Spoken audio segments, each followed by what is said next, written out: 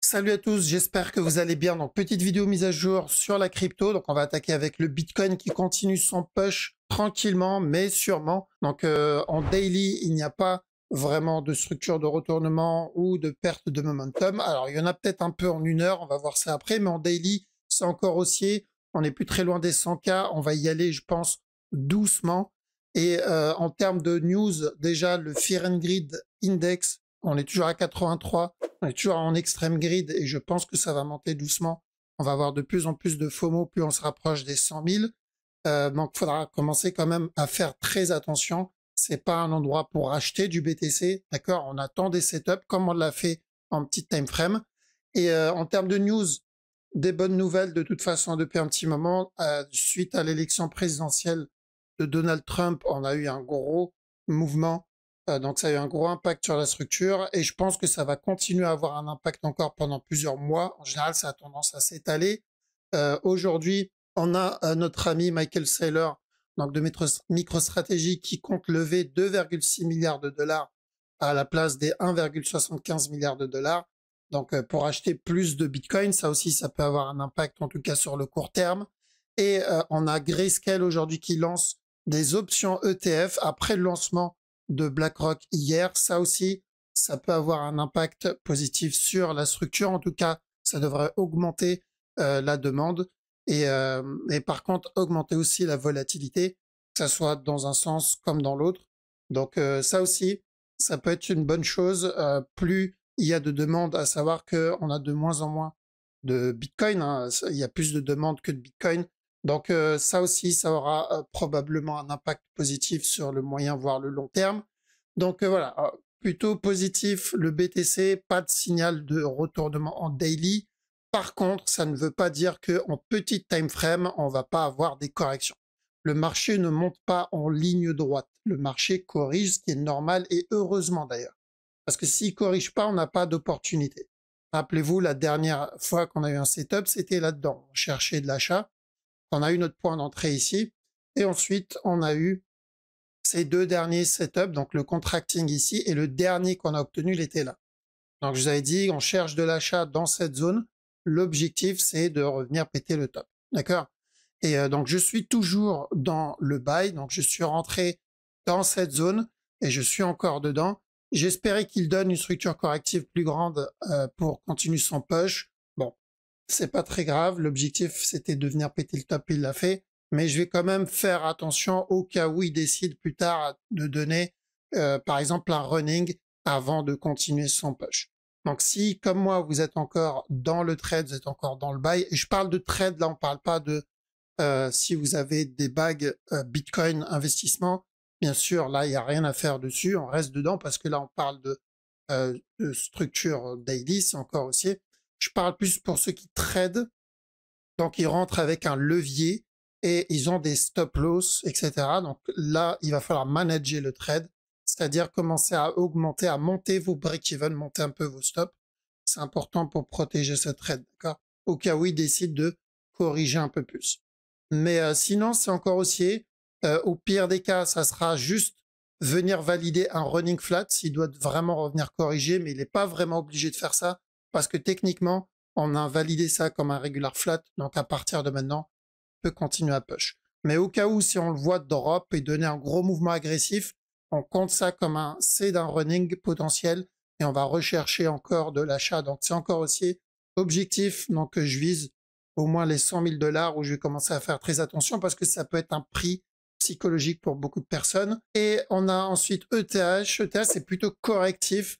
En tout cas, en petit time frame, il n'y a pas eu de mouvement très agressif après avoir obtenu cette impulsion. On est toujours en train de range, ce qui est une bonne chose pour ceux qui recherchent de l'achat sur la grosse time frame parce que s'il continue à range ici, ça c'est un signal de continuation, mais il va falloir qu'ils prennent le temps de corriger.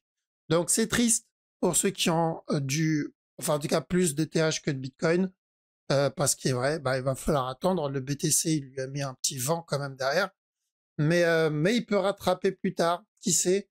Donc en interne, en tout cas, je vois pas vraiment de structure de continuation. Ça, c'est un A. Ce qu'il donne, c'est plutôt correctif pour un B. Donc, je serais pas étonné de le voir revenir péter le bas encore une fois. D'accord? Donc, ETH, pour que ça soit intéressant pour le buy, je vais avoir besoin du coup qu'il termine sa structure corrective. Une fois que j'ai une correction, comme on l'a obtenu par exemple ici, là, on peut chercher de l'achat. Pour le moment, pas grand-chose, à part le petit sell setup qu'il prépare en interne pour revenir tester ce bas. On a ensuite le BNB. Alors BNB, la structure est encore corrective, donc je serais pareil, je serais pas étonné de le voir revenir péter le bas. Mais une fois le bas cassé, tant qu'on est au-dessus de celui-là, donc tant qu'on est au-dessus des combien 545 à peu près, 540, l'objectif c'est de finir cette structure corrective pour revenir péter le top encore une fois. D'accord? Donc, on est dans un range. C'est ce que je veux à peu près sur ETH, sauf que ETH, on est là pour le moment. On n'a fait que ça. D'accord? Lui, il s'est développé un peu plus. C'est une bonne chose. Plus on continue à range ici et plus on augmente les probabilités pour le buy. Donc, c'est encore haussier sur la plus grosse time frame, 1 heure et plus, mais j'attends qu'il termine cette structure corrective. D'accord? Ensuite, le buy encore. Donc, c'est encore haussier sur BNB en 1 heure, 4 heures. On a aussi le DOT. DOT, pourquoi pas un running flat. Quoique on n'a peut-être pas pété le top. Mais on va surveiller ça comme A. Venir terminer un B. Ensuite un C. Et là, ça peut être sympa pour encore donner un autre push. Pour donner de l'achat sur le DOT. Parce qu'on n'a pas eu de structure vraiment très propre pour du buy. Donc pour ceux qui cherchent de l'achat sur le DOT, il va falloir attendre au moins qu'il valide un C. S'il décide de monter et d'exploser à partir de là, sans donner de setup, je suis pas dedans, ça ne m'intéresse pas. D'accord? Parce que n'oubliez pas que je trade le DOT. J'ai mes bagues, j'ai quelques DOT en spot, d'accord, que j'ai accumulé à chaque nouveau plus bas. J'ai vendu une bonne partie, si vous vous rappelez qu'on a eu cette impulsion, mais il m'en reste encore un peu. Mais ça, j'y touche pas. Par contre, ça m'empêche pas de trade le mouvement en interne. Si je trade, j'ai besoin de setup. Si vous faites partie de ceux qui cumulent du DOT parce que vous cherchez la grosse time frame, car si vous cherchez le C, ça c'est notre A, ça c'est notre B, et votre objectif c'est le C, et tout ce que vous avez fait c'est cumuler du DOT, bon, à ce moment-là, on s'en fout de ce qu'il va donner là-dedans. On attend, on reste dans le move, et on le laisse faire son truc. Donc, quand moi je parle de setup, je parle pour ceux qui cherchent à trade, ceux qui tradent avec un levier et qui ont des stop loss. D'accord? Là, on peut pas faire la même chose. Notre façon d'entrer est différente. Si je rentre à l'achat ici bêtement et que je me retrouve à faire un gros running ici, par exemple, ou une plus grosse structure corrective, ça sera un trade perdu bêtement.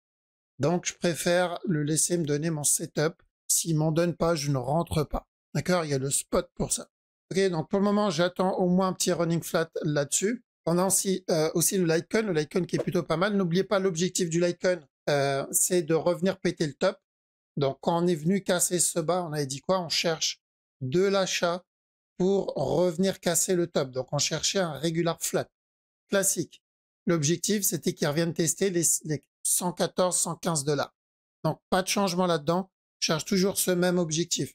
Sur la petite time frame, il y a peut-être un petit régular qui se fait actuellement. Donc notre dernier point d'entrée, ça a été ce régular flat. Donc on est rentré ici. Et là, il en donne probablement encore un autre parce que ça a l'air pas trop mal. Donc on est en train de faire un A, un B, un C et ensuite encore un autre plus haut. Alors on peut chercher de l'achat, mais c'est plus safe de viser un running. Donc de l'achat pour un running flat. Et on fait attention dans cette zone, c'est-à-dire on protège le trade, break-even, un peu de TP. S'il décide de valider le régular tout de suite, tant mieux. Mais si on a un running, il reviendra tester le bas encore une fois et ensuite le buy. Donc s'il valide le running, on rachètera plus bas. Sinon, on est dans le buy. D'accord? Donc actuellement sur Litecoin, on attend la fin de cette structure et là, dans la zone dans laquelle il se trouve, on cherche des buy setup minimum pour un running, donc faire très attention dans cette zone. D'accord? Donc dès qu'on se rapproche du 92 $, il faudra faire attention. On a aussi le sol, plutôt correctif comme move. Donc l'objectif du sol, ça a été, donc on avait acheté ici, si vous vous rappelez, pour un regular flat aussi, très simple, très propre. Et l'objectif, c'était qu'ils reviennent péter ce top-là. Ça y est, on l'a fait. On a pris un peu de profit dans ce top. On a monté nos stops, donc nos break-even. Maintenant, on laisse le reste tourner. Si on veut trade en interne, ceux qui veulent prendre des petits setups, il y en a peut-être un en cours actuellement. Vu qu'on n'a pas validé ça comme un running, on a eu un drop, le up qui n'a pas cassé le top et un nouveau plus bas, donc pourquoi pas encore un push. On part pour un regular flat. Attention, c'est du 1 heure, voire même du 15 minutes. On a le VET qui prépare un petit running flat en interne. Tant que je ne casse pas ce bas, je peux considérer ce mouvement-là comme un running flat en cours, donc encore un autre push, mais il faudra faire attention à celui-là plus tard. D'accord? Donc c'est la même analyse que pour le DOT, sauf que lui, il a l'air d'être un peu plus intéressant. Et quand je dis faites attention plus grand plus tard, je parle de celui-là. On peut très bien avoir un plus gros running après. Ce qui serait plus intéressant sur la plus grosse time frame. On a Atom aussi qui prépare une structure corrective. Donc Atom, on l'a acheté plus bas. Donc on avait cherché un regular flat ici. En bas, on cherchait de l'achat pour revenir péter le top. Donc ça, c'est validé aussi. Bien joué si vous êtes encore dedans. Il n'y a pas vraiment de raison de sortir, sachant qu'on cherche le gros mouvement, le gros running. Donc est-ce que ça va être le départ de ce running? Bon, c'est trop tôt, mais c'est ce qu'on cherche. C'est pour ça qu'on a acheté en bas. On cherche ce gros up, pardon. D'accord? Donc toujours de l'achat en petit time frame sur Atom. Actuellement, il a l'air de corriger. Donc si je le vois me donner encore un autre push ici, pourquoi pas tenter encore un buy derrière. D'accord? Donc on peut avoir un petit régular en petit time frame. Et voilà, je pense qu'on a fait le tour rapidement parce qu'on m'a demandé d'analyser donc XRP. XRP sur la plus grosse time frame, on a validé la structure daily pour les plus anciens, si vous vous rappelez, je pense qu'on l'avait vu pendant les live Twitch. Donc on cherchait un regular flat ici. L'objectif, c'était qu'ils reviennent péter le top. On avait le A, on a le B, le C. Ça a mis beaucoup de temps, mais on a fini par le valider. Par contre, faire très attention ici. Si on veut une continuation sur le XRP, il va falloir qu'il corrige au moins dans cette zone. On n'a pas de correction encore. 4 heures, on n'en a pas non plus. En 1 heure, pas vraiment. En 15 minutes, il y a peut-être un petit setup qui se prépare. D'accord? Donc, on a un A ici, potentiellement un B en cours. Si je le vois me donner un C, là, je pourrais partir pour de l'achat sur une structure 15 minutes, voire même 30 minutes. Et on termine avec TAO parce que celui-là aussi, il a été demandé pas mal de fois. Donc, ce mouvement-là, on est dans un range. D'accord? Ce qu'il donne, c'est un range. Donc, ça se rapproche un peu de ce qu'a donné en tout cas le sol. Donc, j'aimerais bien le voir me valider un petit C là-dedans et ensuite le push et continuer son up. D'accord? J'aimerais bien voir donner un flat si je veux le push. Maintenant, si vous voulez la faire agressif, vous pouvez toujours tenter les buy setup dans cette zone, dans la zone dans laquelle il se trouve. L'objectif dans ce cas-là, c'est l'interne. Donc, terminer avec un A et en interne un B en 3 temps. D'accord? Donc, faire très attention une fois le top cassé. Parce que s'il décide de donner une structure plus complexe, on risque encore un drop avant le push. Et s'il fait une structure simple, comme il l'a fait là par exemple, il va juste push directement. D'accord? Donc, si on veut vraiment la faire agressif et qu'il y a des buy setup dans la zone dans laquelle il se trouve, ça se tente. Pour le moment, il n'y en a pas. D'accord? Il a validé un petit running là-dedans. Donc, ça, c'est fait. Maintenant, s'il doit monter, ça doit se faire dans cette zone. Et le but, c'est de revenir tester ce top. Par contre, si on prend un scénario un peu plus pessimiste et qu'il décide de venir péter le bas, on peut considérer le mouvement qu'il a fait comme un régular. Et un régular, c'est aussi une structure de continuation. Donc, à prendre en plus comme une meilleure opportunité qu'autre chose. OK? Donc, le move e-range, c'est haussier sur la grosse time frame. Ceux qui veulent tenter les buy setup en interne, attendez un setup, c'est très important. D'accord? Donc, objectif, c'est ce mouvement-là. Voilà, donc on a fait le tour. Crypto, en tout cas, merci les amis. J'espère que vous profitez de ce up. Attention à ceux qui tradent, on va aborder ça peut-être dans la prochaine vidéo, à ceux qui tradent beaucoup les shitcoins, en tout cas les mêmes coins, et qui oublient les altcoins majeurs, d'accord, les plus connus, un peu comme TAO, XRP, Atom, Litecoin et j'en passe, et ils se concentrent trop sur les mêmes coins, parce qu'en ce moment, les mêmes coins, ça pump pas mal. Mais ça va switcher, ça va se terminer, on va voir des mêmes coins qui vont tomber à zéro, et on va voir plus on va dire, les cryptos un peu plus légit, un peu plus connus qui vont commencer à pump, parce qu'on n'a pas commencé pour la majorité. Donc c'est important de prendre des profits pour pouvoir réinjecter ailleurs où le marché n'a pas encore bougé. D'accord? Voilà, donc je vous laisse ici. En tout cas, merci pour votre temps, ça fait vraiment plaisir. Passez une très bonne journée ou une très bonne soirée. Je vous dis à la prochaine. Ciao.